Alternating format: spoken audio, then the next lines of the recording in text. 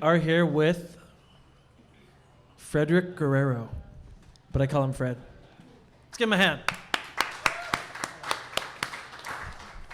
And Hillary Dixlar Canavan. Let's give her a hand, guys. You guys over there. The crowd that is here, you guys wouldn't believe this table right here. So much energy over there. Anyone have crayons? No, I'm just kidding. Okay, let's start with you, Fred.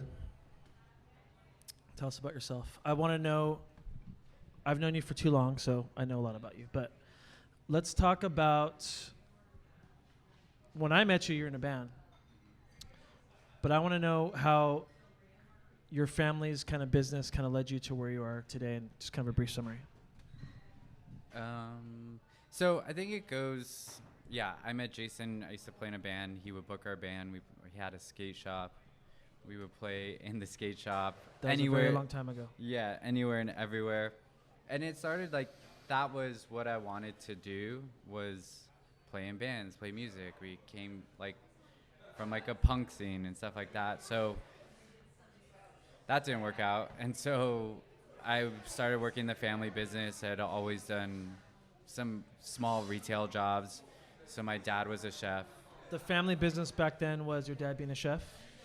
Well, he's had so many restaurants. He's done it for 30 plus years. So it's always, he was, jumping from just being a chef, working for people, to owning his own restaurants. And so when did I feel like Oinkster was like the first, right? Like Oinkster was like the one that did really well. That kind of changed. I mean, we had Max, which is in the Valley. Okay. That was a fine dining restaurant. Mm-hmm. And Senor Fred, which is like a Mexican cantina type of thing. But it was Oinkster that was really the turning point for owning the restaurants. And what was your role? Because a lot of people that listen to this or are watching this want to know how to start. Obviously, you had the family legacy, but and did you show up and just start washing dishes? Did your dad put you to work? Did you sweep the floors? I kind of started in the office, actually, because my brother and I don't really cook, because my dad was a chef, so he never taught us really to cook. He always cooked for us. He always made it. He's like, what do you want? I'll make this and that. So we never really picked up those skills, and we weren't really interested when we were younger in becoming chefs. That wasn't our thing. So I started in the office, doing accounting, bookkeeping stuff, and then slowly, What age were you? What age was this? I was like 20, but I had worked at Starbucks when I was 15, 16. Other retail jobs, so I had that experience too. Cool. Let's go to Hillary for a minute. Hillary, I have not known you for 20 years. No. Where are you from originally? I grew up in New Jersey. Jersey girl. What part? About 40 minutes west of Manhattan. Oh, nice. Yeah, so north. Okay. What city, though? Florham Park. Nice. Known for the roller rink. There we go. Can you go backwards? On roller skates? Yeah. No. Come on. You can, huh? I could see you doing that, the Glendale roller rink. Yeah. I want to know kind of, how old are you, first of all? I'm 33. Okay. I'm only asking that because I'm trying to figure out when did your journey start into like this? You work for Eater. Yep. And how did you go from where you started? Did you go to college and then work in sort of the industry? And then, okay. How'd that happen? So as a 33-year-old, I am very squarely a millennial. I graduated college in 2008 and the economy crashed about 6 months later. And I graduated college with a degree in theater and English literature. And I was working professionally in theater after college.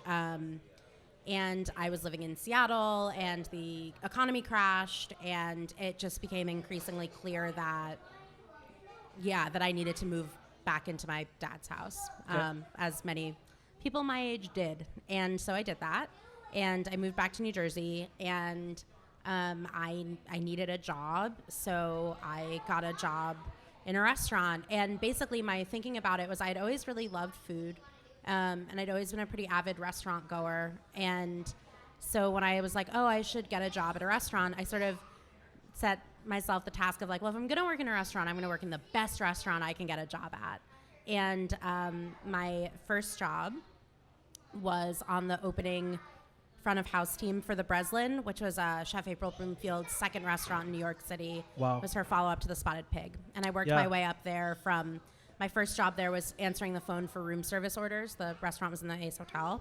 And I worked my way up to cocktail waitressing in the lobby, which used to be, it was like a pretty buzzy scene I remember that at that time. Yeah. So I worked there for about a year. And in the year that I was there, I really started thinking of restaurants as like, you know, a place where I could have a career and not just a job. And I really liked it. And it was very clear that I love that. Yeah, it was very clear to me that I was taking it much more seriously than like many of my coworkers. It was just obvious that there were some people who were like really into it and some people who were just doing it for a job. And I pretty quickly transitioned from, you know, one to the other. And so as I was approaching the 1 year mark, I sort of had my eye on finding a restaurant job that would be full-time. And I was also starting to think about maybe going to hospitality school, like going to a place like Cornell or some sort of thing to study. But I got a job, a temp job in the offices at Momofuku. Oh, sweet. And so I took the temp job, which very quickly was not temp. And so I started, and then around the 4th week when the job would have wrapped up, Dave basically told me that he needed a new assistant and that I had proven myself competent enough to give it a go. So then you were like, duh. So I became, what a resume so far, huh? So I became Dave Chang's assistant.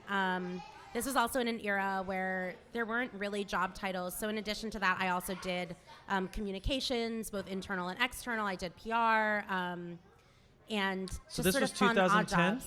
Yep. So I worked there, started working there in 2010, which saw the launch of Lucky Peach. And the sort of launch of Lucky Peach, I think, is what really changed my focus and my direction. Going back to college, I did work on the college magazine, but it was just like a fun, weird thing I did in addition to going to rehearsal all the time.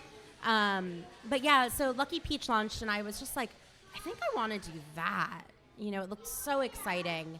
So I sort of started thinking about what would I have to do to transition from being on the restaurant side of things to being on the writing about restaurants and food side of things. So I left Momofuku for a job at a dating website. That was an editorial job where We don't need to shout them out. Don't worry. No, I mean, it was fine. It was called How About We? I only worked there for 3 months. It was not a great experience, and they no longer exist. And but it did get me sort of, it gave me a little bit of a crash course in professional editorial. And then... But this is right when that whole thing was kind of happening in social and all that stuff, right? Absolutely. And now blogs were all suddenly like the biggest platforms. And yeah. Right? And then I started working at Eater. I left How About We in January of 2013, and I started working part-time on Eater's national site in March of 2013. Wow. So, and that, yeah, and then I've been there since. So it's been well over 6 years at this point. Wow, amazing.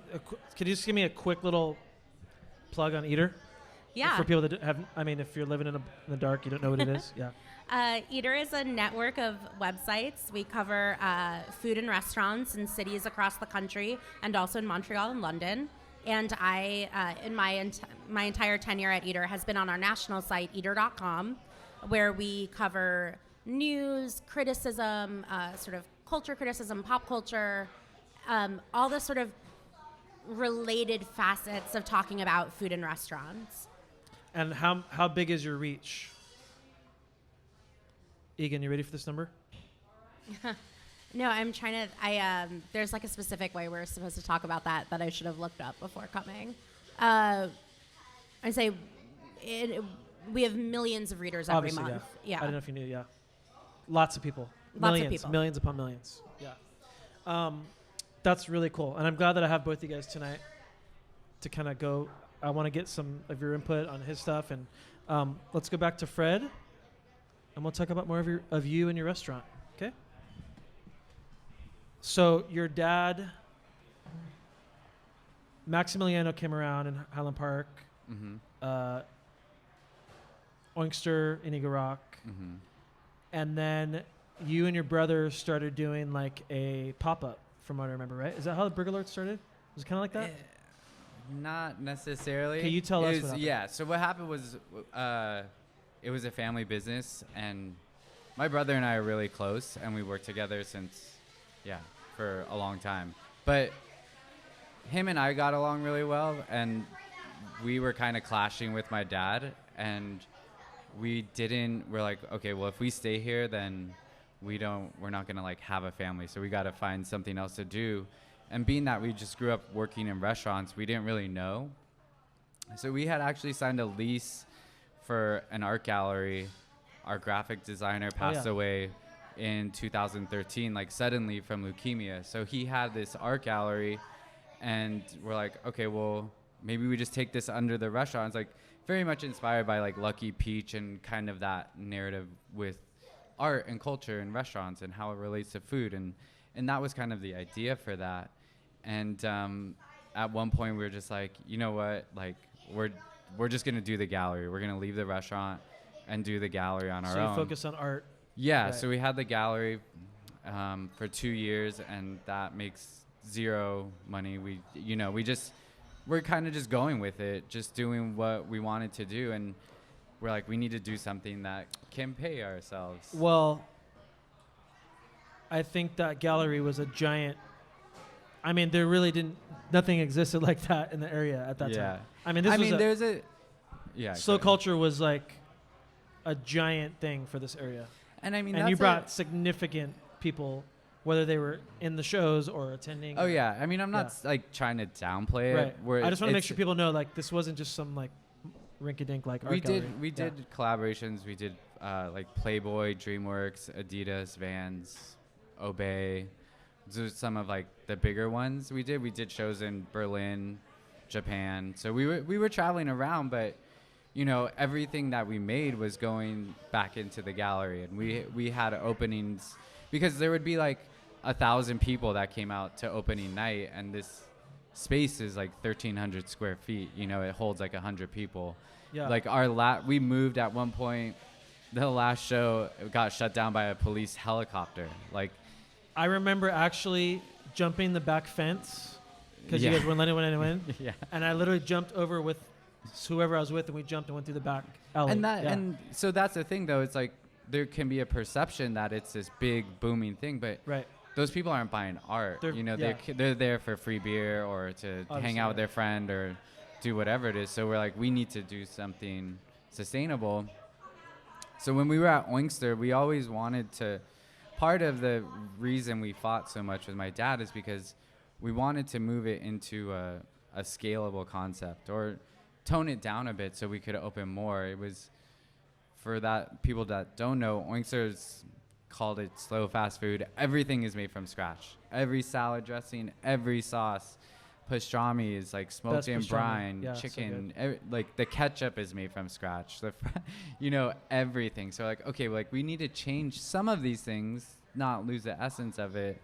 Change some of it so we can make it more efficient. So that didn't work. So that's why we're like, okay, we'll open the burger place. We'll open kind of and plus my brother and I are both vegetarian. So Oinkster is like the most vegetarian restaurant. We wanted to do something for ourselves that we were proud of, that we wanted to eat at. So while we worked at Oinkster, we had started a blog, like Tumblr, called Burger Lords. And it was like kind of before Instagram, before Definitely. like I remember some viral marketing things. Right. And we're like, my brother came up with the name, and I was like, what are we going to do with this? This was 2012. And so we just started, when we're opening restaurants, we get a lot of inspiration photos and searching like Flickr, Google, whatever. And I was just like saving all these wild images of hamburgers and gifts and crazy stuff. So I was like, oh, well, I'll make a Tumblr and we'll put all this stuff, but then we'll put our content, like our photos, like our food alongside this. So, but did you even have a brick and mortar then, or like a location? Well, this is for Oinkster. So we created Oinkster in 2000. We created Oinkster 2005. The blog was 2012, and then. Did you meet Guy Fieri when he was there? I didn't. We did diners.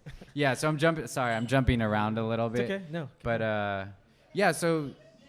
So Tumblr. Then that happened, and then how did Burger Lords come from that? Like when? Well, so I'll just finish like the blog.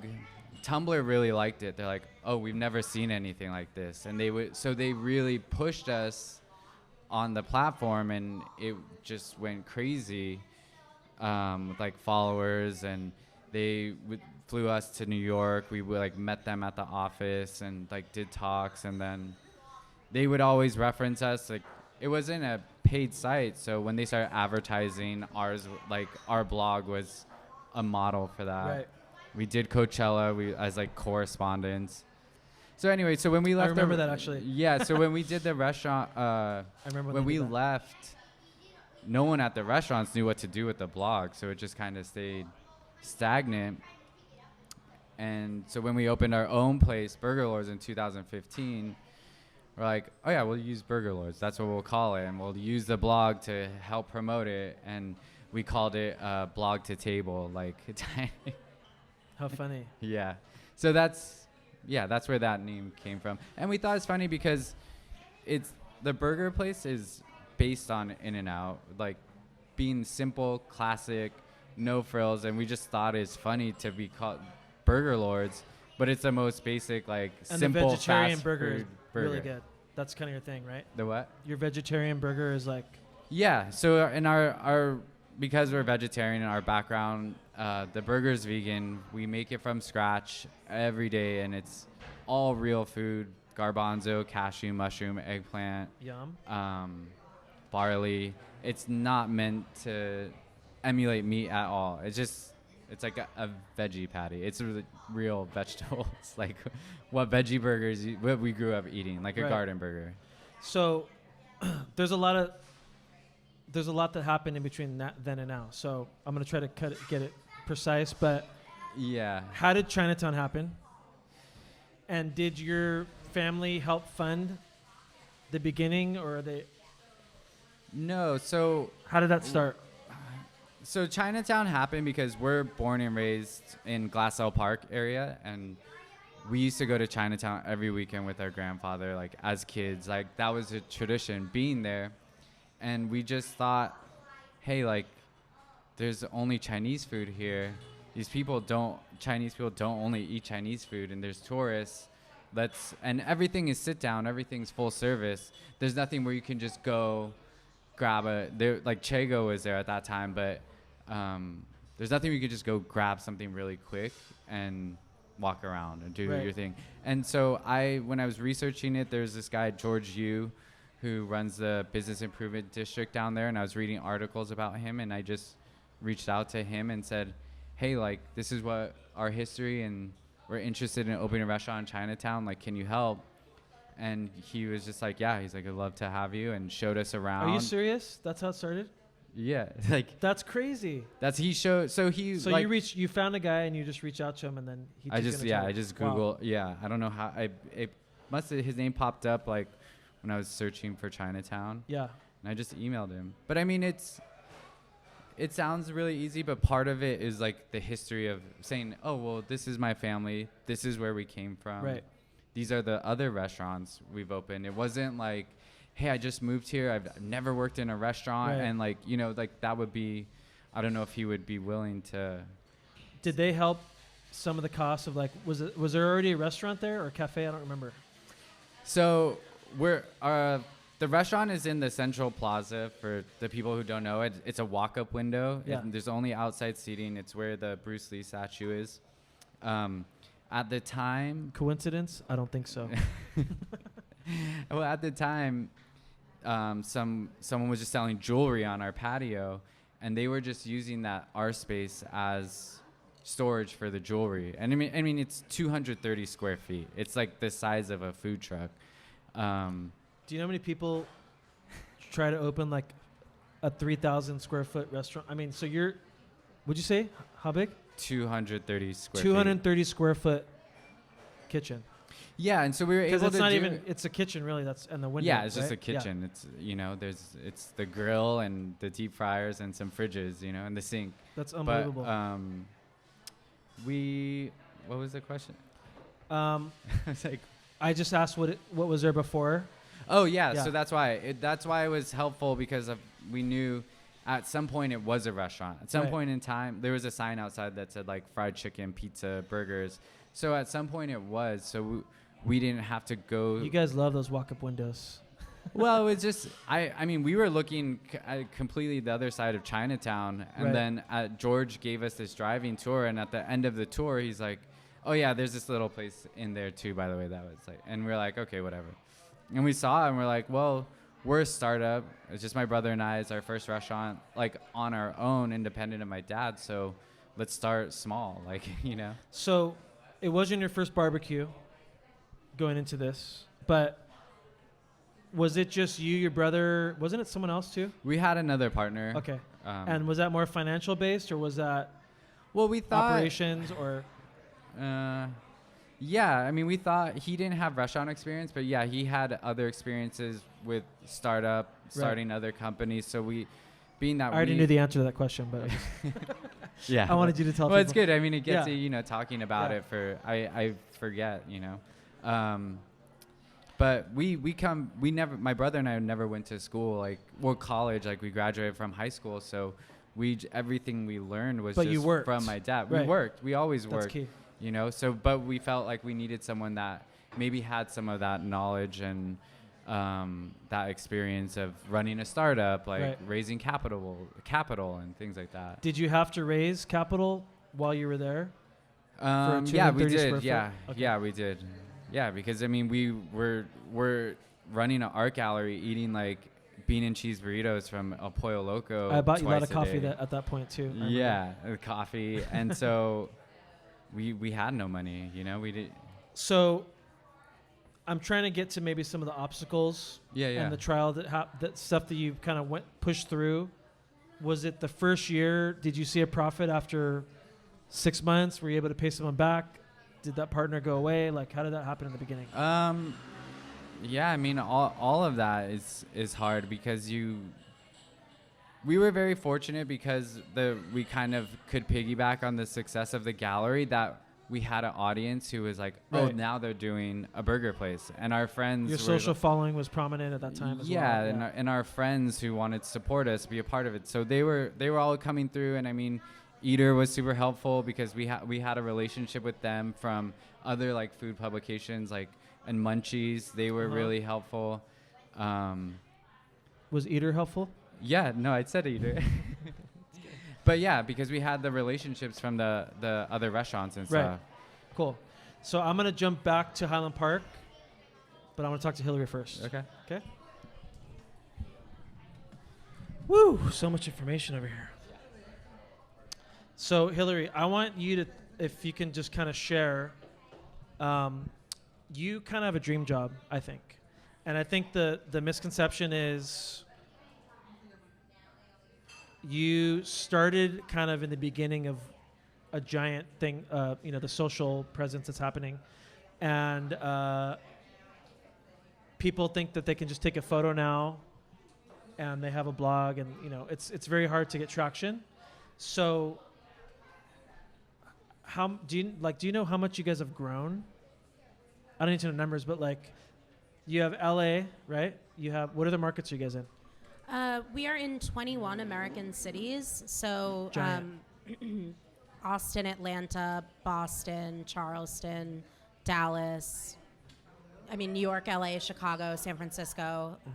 Our big sites, the big cities would be Boston, New York, LA, Chicago, San Francisco, Austin, Atlanta, so we have, those are like our full-time sites. And then we have, in the smaller cities, we have city sites that are run, so Charleston, Nashville, New Orleans, Seattle, Portland. It's a lot of markets. Yeah. Yeah, so it's 21 American cities. And then the national site, and then either Montreal and either London is our international. So how does a restaurant get your attention? Because it seems like it'd be impossible to like email someone to eat and get a response, right? No, I mean, our email inboxes are full, and we're good at managing them. Okay, good. And I think there's also a difference between if you're in in a city where we have a local site, that's definitely your first line of attack. And I would say the easiest way to get coverage is to do something newsworthy, is to be great, is to be doing something different, doing something new. But I think a great first step is to introduce yourself to your local editor and say like, hey, I'm running this restaurant in Charleston. For any editor of any, yeah. Right, yeah. And it doesn't have to be Eater. Any food editor, introduce yourself, give us a rundown of what you're up to. And that's not something that you need PR to do for you. Right. And then as far as on the national site, the way that we cover restaurants, I would say like what I'm looking for is usually things that somehow track into a national thread. So when I'm looking at assigning or writing a trend story, it's maybe happening in more than one city. Right. And so when I think about restaurant openings, like I'm working right now on our anticipated openings piece for the fall, it's a sort of a fuzzy thing to say like, well, what makes an opening nationally relevant versus locally relevant? And it's like figuring out whether or not a reader who doesn't live in the city where this is will care is like what my job is. Right. It's to like intuit whether our readers across the country will care about this opening in Houston versus this one in, San Diego. Right. And sort of figuring out, what people who might never even go to these places will still want to know Take about. them on the journey of whoever's a part of that restaurant. Yeah. Interesting. So for someone in your position, like what kind of hours are involved? I mean, I feel like you're probably like a 24-hour or 18-hour kind of position, but I'm just curious. Yeah. I work, my sort of, at my computer hours are roughly 8 a.m. to 6 p.m. I say 8 a.m. because our national site does run on East Coast hours, and I live here in LA. So I sign in at 8, I start writing, and then I'll kind of kick it at like 5 or 6. And then as far as dining goes, I also dine out a lot. So at least a few times a week. Can we be friends? No, I'm just kidding. And then the hours sort of ratchet up when it's either, like any writer, I do sometimes procrastinate. So obviously deadlines can loom and push your hours longer. And then I do a lot of research travel. So when you're on a work trip, you're basically working every minute that you're not sleeping, because even the time you spend getting from point A to point B on a work trip is work. Those are sort of, you go all in, and those are, research trips are where you're doing maybe like 2 to 3 restaurants in a given meal period, where it's like, I'm going to dinner 2 to 3 places, lunch at least 2 places. Right. And you're sort of going through this How do you juggernaut. do that? Do you like eat halfway and then go somewhere else, or do you? Yeah. What if it's really good? Yeah. I think the thing what about... if it's a tuna melt from like Cantor's? What do you do? You can walk away. I would say when I'm really in that groove of like, I'm in a city, I'm researching, I'm going to a gajillion places, you're not finishing. Are you doing like the gazpacho soup and like... I think of it more as like, it doesn't take that many bites of something to figure out, to get the gist of it usually. Right. So, first bite, first impression, second bite, reconfirm, third bite, see if it's still true, and then you're kind of done. So from your perspective, because Fred and I feel like are native Angelinos here. Mm. What are your best go-to restaurants that you, just like for your personal preference in LA?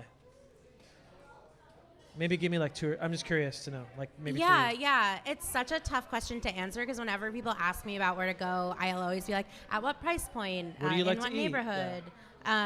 But as far as places that If your best friend was coming into town and they're like, take me to your 3 favorite spots, where would you go? Yeah, so I would go to the Natural Orion Workdays at Kismet. That's their like happy hour-ish program in the middle of the afternoon. I think they do it Monday to Thursday.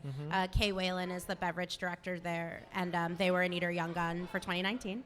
Nice. But I like, they have a great wine list, easy breezy snacks. I would say that's on my list. I would say I definitely, I think something, the shine has not come off the penny for me at Squirrel. I think it's like you get dialed in real quick to what makes it great, and you always feel like you're in LA. And then I'm going to sort of split my third one between, there's like a few different K-Town places that I've really fallen for, and I think for the purposes of this conversation, I'll shout out Parks Barbecue. I think it's 100% worth the hype. It's amazing. The atmosphere is great, and I love seeing that there are people there who are clearly having like a very special occasion meal, that this is a big night out, and then there are people there who are just rolling through already like several beers deep, and I love the crowd there. And then I think for tacos, I'll give the shout out to Tacos 1986. They were one of our best new restaurants for 2019. And again, especially when they were set up in K-Town, the experience of just waiting in line, getting your taco, it's so good. It just to me felt quintessentially LA. Cool. You didn't make the cut, dude. Sorry. So 2020, maybe Burgerlers might be in there. What do you think? Have you eaten at Burgerlers? I haven't. That's the first. We gotta fix that. What are you doing tomorrow at 1 o'clock? Working. Just kidding. He's gonna be out of town. But have you heard anything about Burger? I'm just curious. Yeah, no, I mean, I've heard it's great. My husband went and loved it. Oh, good. Okay. Yeah. Cool. I'm familiar. I've been in LA a year, so no, I have not been to every single restaurant in LA yet. Well, I'm just wondering, like, I feel like your marketing is organic and really, like, people would kill for kind of what you guys have already accomplished, in my opinion. But from a national level, knowing what he said, is there any advice you would give someone? I mean, I don't feel like you need advice, but like, this is kind of why we do this panel. Like, what would you say to someone like Fred, like based on the story and like? Well, I mean, it sounds like you're already doing all the right things by having a strong point of view, having supporting materials. Like, I think it's really interesting when you started that blog, that was so far ahead of Tumblr too. Tumblr, when you started the Tumblr, that was so far ahead of its curve, where now all sorts of big brands are now looking at content as a way of marketing. So like Away Suitcases has like travel content, or, that Mel magazine, isn't that like sponsored by Gillette or something? Yeah. And I think, I think the tricky thing in terms of national coverage for restaurants is that a lot of it really is focused on new, where like even me, where it's like I work on our best new restaurants list. That's like a huge part of my job. So I think there is a lot to be said for capturing the energy and attention as quickly as possible. And again, that's one of those things where reaching out to the editors in your city or in your region or in your field really, really makes sense, because the best thing you can do to secure national coverage is to be new. Right. And I think moving quickly too, like in any business, right? Especially when you come out, you want to make sure the hype is there. You already know that, but right? Yeah, I mean, I think hype is a really complicated word, because I think it has a connotation of always being undeserved or being empty. But coming through on the hype. Yeah, like the word I like to think of is buzz. And like, it's obviously great if you have a new restaurant, you want people talking about it. And, I pay a lot of attention to where people are going and what people whose opinions I trust, what they're talking about. And then what else is sort of bubbling up through the noise of sort of the daily restaurant chatter. What do you think's happening in your opinion with food in LA? Just I feel like there's so many different ways to look at it, but is there a trend you see happening? Is it like something? Want to pick your brain a little bit on that? Yeah. There's a lot that's happening in LA right now. I think, just to go negative, I think on the troubling end, a thing that's happening in LA that's happened in cities like Portland and Austin is that we're seeing like real estate developments being a huge driver of what restaurants open. And when real estate developments and developers are that driver, I think it tends to create fairly boring restaurant scenes. Real estate developers tend to be men with money, and they choose other men with money to go into business with, and that's boring. I think it's sort of relatedly, you'll see, I feel like LA has seen a wave of imports. There's Salt and Straw, there's, right. Momofuku is here now, Roberta's Pizza is here. Yeah.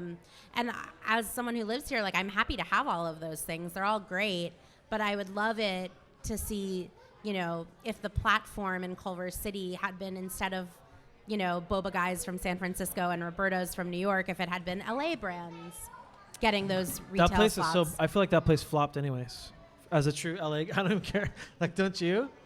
When I get to the platform, it's meh. There's I don't know. From my opinion, it failed. Yeah, I'm not. I don't live in Culver City. I'm not super plugged into its current economic health. Yeah. But I think that's the sort of thing that I see that makes me nervous about the future of LA dining. But on the flip side, LA still continues to have an incredible homegrown restaurant scene. And I think the fact that LA has attracted outside talent, not brands, but talent, is really exciting. I think it's great that Dave Barron opened here when he opened Dialogue, and that's a fine dining concept that could have been very at home in New York, very at home in Chicago. And I think that's really cool that LA can attract that as well. And then, as ever, I think LA is still where in the country I want to be to eat Chinese food, to eat Korean food, to eat, to eat tacos, to eat anything from a food truck. So there's still a lot to be really excited about. There's some good taco trucks in LA. There are. I still go to the one in Fair Oaks. You ever go to that one, the Nishikawa dealership one? It's delicious. The original taco truck. This is before taco trucks were even cool, 25 years ago. They've been there. Great. Fred, I'm coming back to you real quick. Thank you so much. That's really awesome. So you have a place in Chinatown. You moved your gallery because rent got crazy in Highland Park, right? Is that kind of what happened, or? Yeah, so someone bought our building, and was like, "Hey, we love you guys. It's so cool what you do, but yeah, your rent. We love for you to stay, but your rent's gonna be double now." And we're like, "Okay, we're leaving. There's no we're was having Kitchen Mouse trouble." there at that time? They were, right? Yeah, Kitchen Mouse was there.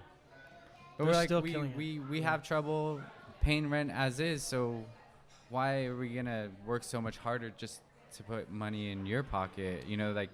Right. So then that happened. You were in Chinatown, and then Good Girl Dinette. I didn't realize you were going there until I saw the sign, by the way. But I heard you guys were coming back to Highland Park. Yeah. You took the space from Good Girl Dinette, right? Yeah. And so how's that been going? Good. Well, there was the period in between. So Chinatown opened 2015. Okay. 2017, we opened a window on York in Hi Hat, where Bell's Bagels is. Yeah, I forgot about that. So they had the lunch morning service, and then we were only there at night, and we were there for a year and a half. Was that a nice little testing ground for you, though? Well, it was kind of, the thing was, you were saying about buzz, the restaurant had only been open a year, so we're like, oh, well, here's the opportunity for us to open another window in this. Are you familiar with what he's talking about? The Hi Hat, there's Bell's Bagels is in there, and they were in there too. Yeah, right by Super Joy. Cool. Yeah. So here's the opportunity for us keep the momentum going and do a window. Yeah. And we just jumped on that. So you opened up Highland Park about 6 months ago? How long has it been there? It's like 5 months. 5 months? Yeah. So real quick, This is good girl dinner. what does it cost to open a 250 or what is it, 250 square foot? 200. What do you think the cost of that was? I'm just curious. I mean, Because people want to know what it costs to start a business in general that come here. Well, the first thing is that we always look for spaces that were already a restaurant or So you food don't have to do a build service, out. so we Yeah. don't have to go through permitting and the time to pay rent. And while you're changing everything over, it's That's good more of like a advice. turnkey operation. So you can go in and just put up some paint, buy equipment, and open up. So, but that's speaks to our background of working in like a mom and pop family business where my dad was always self-funded and he wasn't raising money. He was his this is his perspective, but it was always I own 100% of everything and I own, it's just me and I don't have to answer to anyone. And that's not necessarily our philosophy. And the thing we tell him now too is like, but you also own 100% of the problem. When things go wrong, like who can help you? Like, if you have an issue, this or that, it's like, it's always just going to be you. So do you have a financial partner now? No, we have investors that are solely invested in Chinatown. Okay, Yeah. cool. And then Highland Park, you kind of did a build out. I mean, not the kitchen, I don't think, right? But I know the whole. It looks cool, by the way. The Thank seats you. and the. Yeah. Looks like you open it up a little bit. I'm not sure. Yeah. So it was already a restaurant. How many square feet is that? It's like 1,300 square feet, about. Okay. Yeah. So we bought an existing restaurant. So the thing is, it was a restaurant that had been operating for 10 years. I thought it was And delicious, by the way. It was good girl? Yeah. I Yeah, loved no, going it was there. great. Yeah. But she was just tired, Yeah. and again, she was someone who was by herself. Right. And she was doing everything from the kitchen to accounting to all of it and working those like 18-hour days.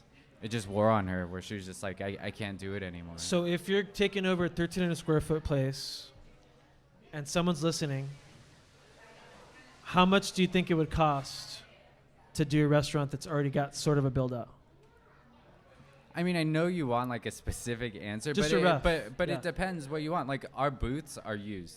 We bought those boots for $500 off Craigslist, and they're in Awesome. good condition. They're great. But yeah. so I think it's also this day and age in restaurants, it's like, well, what kind of restaurant do you want? Do you want it to be like a neighborhood scrappy thing, or do you want, because you could put as much money as you want into it, like $2 million, Right. and you can have custom everything, custom backs and glasses and a custom cook line and top, so, I mean, I think it just ranges for what you want to get out of the business. And I guess if you have to put a number from an existing business, I think you could get away from 200,000. That seems to be the number. Yeah. You Cool. know, What about like the 250 square foot? Because that's really cool, actually. If someone was like, I found an old Kodak photo booth yeah. and it's a restaurant, I don't know, and they have like, what does that cost? 50,000, 10? No, it was a lot more. Okay. Because it hadn't been a operating restaurant for like 20 years. Right. Everything needs to be replaced. The hood, there's no cooking equipment. The plumbing, we had to move sinks. We have to buy fridges. We have to put a new AC unit. So, Right. there's still a lot of startup costs there. So what advice would you give someone like the one thing that you think would stand out for someone that wants to start a business right now, like a restaurant? To want to open a restaurant? Yeah. Don't do it? No, I'm just kidding. I mean, that seems like such a cliche answer, but Like, I think it's to do it because you want to do it and you're passionate about it and you have a good idea that and to look at the big picture, because that's what we look at as like, even though the restaurant's only 4 years, in everything we want to accomplish, that's like 4 months. Where there's places like Hal and Ray's that opens and becomes this institution and does this crazy thing, but then well, now everyone wants a hot chicken restaurant. You know, Right. it's like we've seen so many of these trends with like They're coming to the Pasadena too. yogurt. You know what I mean? Yeah. When the yogurt craze, the juice craze, because people just thought like, oh, I could. The food truck craze, Kogi. It's like there's only one Kogi, but Right. oh, I can just drive this truck around and people are just gonna buy all my tacos. Like, it doesn't work. food Like truck when thing's you crazy. do it for the wrong reasons, it's not gonna work out. So I would say it's like do it because you want to create a lasting restaurant. And like one thing people are telling us all the time now is, oh, you just open a cloud kitchen and just do this delivery concept because you can do this. It's like, yeah, you'll make so much money, but it's like that's not interesting to me. Is to just have our food show up at people's door across the city. It's like I want a dining room. I want an energy. I want like hospitality. I want like food hot and fresh, and I want people to meet and like build a community. And that's our take. You know what I mean? That's a I'm not- perfect answer, by the way. Yeah, and I'm not saying that anyone's wrong with doing the other way, but if you're chasing a trend or hype, it's going to get you a lot of trouble because there's always going to be trends or hype or like the new hot thing. But when you talk like Hallam Ray's, it comes from a very genuine place from, Right. The chef. Right. I think the problem too is with social media, it's easier to portray like you're coming out with the business because it's easier to do it now. But that doesn't mean the product's going to equal. Well, I think, what yeah, you're with doing. social Yeah. media, with a lot of things, people just see the photo of this finished thing or whatever. They don't understand how much work or money and time like that person put into making this thing. And they could have spent no time or money and they could have faked the whole thing. You Right. don't know that story just by looking at the photo, What's your favorite item on your menu? I mean, I guess a vegan burger. I knew that. Yeah. Cool. And then last, go to you real quick, Hillary. Sort of the same question. What's your take on like if someone was like, I really want to start a restaurant? Just your opinion on what they should do coming to LA. Kind of broad, but Yeah, I mean, well, people want you. I think in your position, it'd be very helpful if you gave your opinion on that. Sure. I would say if someone is moving to LA to open a restaurant, I think it would behoove them to get up to speed on what is and is not happening here. I think when I look at the out-of-towners who opened here successfully, I think a sort of thing they had in common was sort of a really strong vision and idea and a real respect for the city and for its culinary traditions, its, natural bounty, and specifically I'm thinking again of Dialogue, of Major Domo. These are restaurants that the fact that they were opened by an out-of-towner is not the point. Right. And there was no sort of pretension or condescension about like, well, now I'm here and I'm going to make the scene better. Right. Yeah, I think that's probably the most important thing. Yeah. Right. Right, and not just LA. That's sort of a true thing. Right. It's hard to be, a new person in town acting like you're better than everybody. Well, I Turns think out even if people you wanna live here, go. people try to do that. I'm just thinking how to phrase this. We learned so much just through experience of running those restaurants, and one thing that I think was our biggest like philosophy is you could always add things. It's much harder to take away things than it is to add. So if we started like, it's a very ambitious menu at Oinkster, and considering that it's all made from scratch, it's a really difficult operation. And so any little thing you take away from there, you're gonna upset someone, but it's kind of, if they didn't know it ever existed, then it gives you the opportunity to wow them too. It's like that was when we did the nuggets and shakes last year. People were like, oh wow, you have milkshakes now, and like, oh, you have nuggets. But if we had done it in the beginning, we probably couldn't have done it. And it took, just organically going through the business, learning what we could handle, what we couldn't. And that's also to the space. It's 230 square feet. Like, that menu was dictated by the space we had in that kitchen. So the question was, where do we see ourselves in 10 years or 5 years? This is sort of a non-answer, but it has not served me well to plan too far ahead career-wise. So my hope that is in 5 years I'm still doing something I find exciting and challenging, that I derive meaning from, that pays me well. That's about as far as that's about as far as I go. Although that said, this is my 10th year of working in the food and restaurant world, and I feel very confident that, broadly speaking, food, restaurants, hospitality, this is the world I think, continue to be a part of. But whether that's on the media side, like I am now, or if it's back into the sort of operations or doing side, I think that's also possible as well for me. I don't have like an exact plan per se. I think because of where our career has gone up until this point, part of it is being open and being flexible and being able to, take on opportunities or decline them. But I mean, I know that one goal, like my brother and I are working on, is we'll open more restaurants, whether it's Burger Lords or not. And I want to create a group where our staff and people can grow with us. So, I mean, that's one of the best parts, is seeing someone come. I mean, like you were saying, like your experience from starting, at the Breslin to working your way up. And as a restaurant owner, that's what the things that are important to us, is being able to see people grow like that. These are the things we've always been interested in. Well, at least, I guess from the art gallery, it's like I met Jason from playing in bands. I was like, I used to just go to a show every night when I was in high school, and music is so important to me now still, and having the art gallery and how we can infuse that in the restaurants. And I guess I became, those were the primary things, and restaurants came later because that was my dad's thing. But we grew up,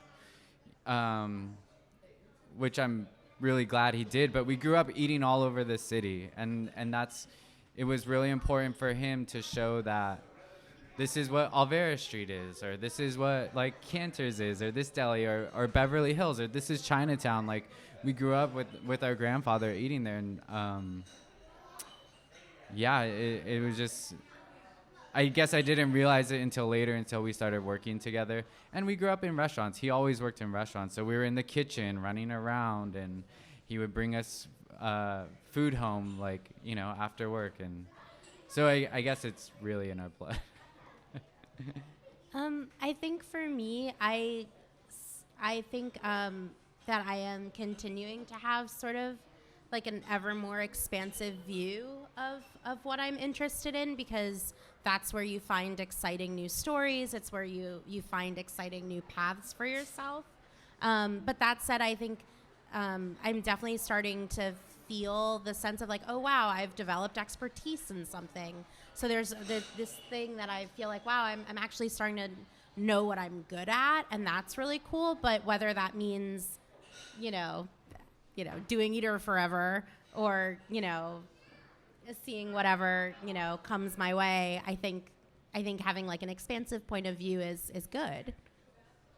And I think that you don't realize too, this is something my brother and I go through. It's like, we've done it our whole lives. You don't think that you're gonna sit and tell other people how to do something. Like, that's not in our head. Like, we don't ever think like, oh, we're experts at this, and like we can just do this like that and open a restaurant. It's not easy. I mean, it's always going to be hard. There's always going to be challenges. The world moves so much faster now, so you just got to keep up. I feel that way about writing, where it's like there are some, it both gets easier and harder the more you do it, where the muscle gets stronger, but then the better you are at it, the further you realize you have to go until you're great. And I think the better you get, like, you see it, like, getting further away from you. Yeah. Are we good? That's a wrap. Thank you, everyone, for coming. Thank you.